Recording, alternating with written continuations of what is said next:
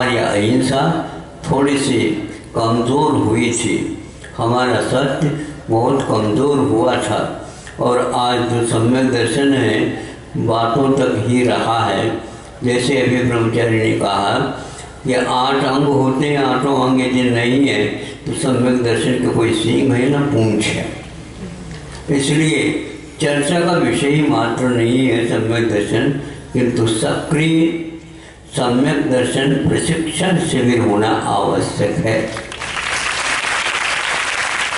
जैसे कि चर्चा में कोई क्रिया नहीं, प्रयोग नहीं और कोई स्वरूप नहीं, केवल मात्र आस्था आस्था वाली बात नहीं। जो रास्ता का प्रथम अंग आस्था मानी जाती है, उसमें खड़े होने वाला व्यक्ति भी तो होता होगा। केवल रास्ता का नाम सम्यक दर्शन नहीं, सम्यक ज्ञान नहीं, किंतु उसके ऊपर खड़ा हो जाता है। उसके कारण उस आस्था का नाम आस्था है, श्रद्धान है। यदि श्रद्धालु नहीं है तो श्रद्धा तो केवल एक कल्पना की चीज़ बनी रहती है। इसलिए यह अवसर आ गया है, हमें केवल सम्यक दर्शन ही सही, लेकिन सम्यक दर्शन किसी भी प्रकार से कभी अकेला नहीं रहता, 8 अंग वाला होता है। तो 8 अंग जो है भिन्न भिन्न क्रियाओं को करने के लिए हमें लिए पर्याप्त होते हैं, उनका उपयोग करना अनिवार्य होता है।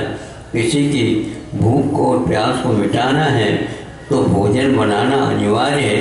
भोजन स्वयं तो करते हैं, लेकिन जो भोजन से वंचित है उसके बारे में आप तैयारी करेंगे, प्यास को बुझाने की तैयार करेंगे तो अपनी भूख और अपनी प्यास अपने आप ही शांत होती चली जाएंगी।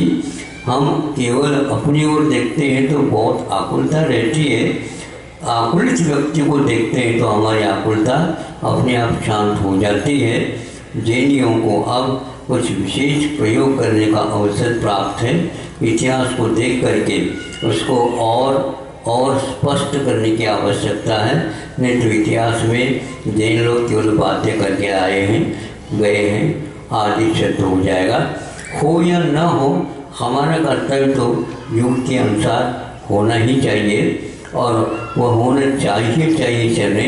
एक बार प्रारंभ हो जाता है तो अपने आप ही जुड़ता जाता है।